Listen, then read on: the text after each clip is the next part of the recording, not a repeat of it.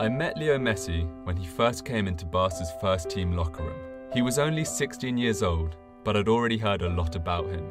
A good friend who had worked in football for a long time said to me, "Xavi, there are some real stars who are going to join the first team." He was talking about the Piqué Fabregas generation, but there's one in particular, an Argentinian.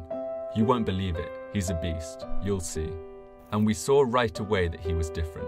There were things we noticed from his very first rondo, from his first touch of the ball. Leo had something very special. He understood the game, he completed his dribbles and his passes no matter which players were in front of him. He even humiliated our best defenders. We travelled together shortly after he arrived. I discovered an educated, respectful and humble young man. Messi is an example because even when he became an important person, he never lost these traits. He was different, but he was only 16 years old. Of course I thought he was going to become a great player, but football is very complicated. There are lots of factors which come into play, so I could have never imagined that he would become the best player in history.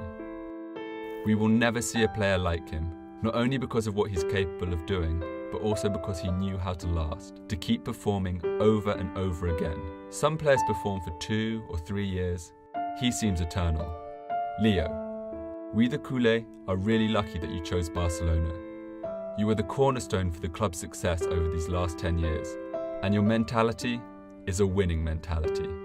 This attitude means you're furious when you lose a match. You can also be really sad about it because you always want to win. Nothing annoys you more than a defeat. I remember how disgusted you were after missing that penalty against Chelsea, which knocked us out of the Champions League. But also how annoyed you were at missing a penalty against City, even when we won 3-1. Who doesn't feel like this? It's also very difficult to be number one. Leo, personally I think of myself as your friend. You're introverted, it's hard for you to open up, but when you're comfortable, you're hilarious. You have a very dry and sarcastic humour, but you also have a big heart. You're a good guy. You always take time to help people in need. Leo, one of my friends needs your boots for a children's charity. You would take them off and give them away without thinking, always. But what I respect most about you is your honesty. You have a strong character, and when you don't like something, you don't like it. And there's no use trying to change your opinion. But you say it how it is. I've always felt that you will never deceive me. You only deceive defenders and goalkeepers. That means a lot.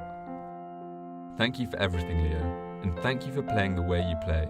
Thank you for your decisions, your goals, your passes and your dribbles.